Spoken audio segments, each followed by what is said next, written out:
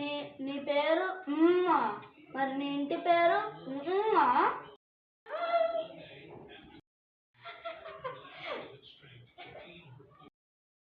మరి ఎవరైనా గ్రీటింగ్స్ చెప్పేటప్పుడు hi my name is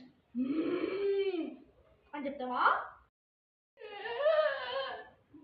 sir attendance వేసేటప్పుడు Sushila present sir, Anand present sir,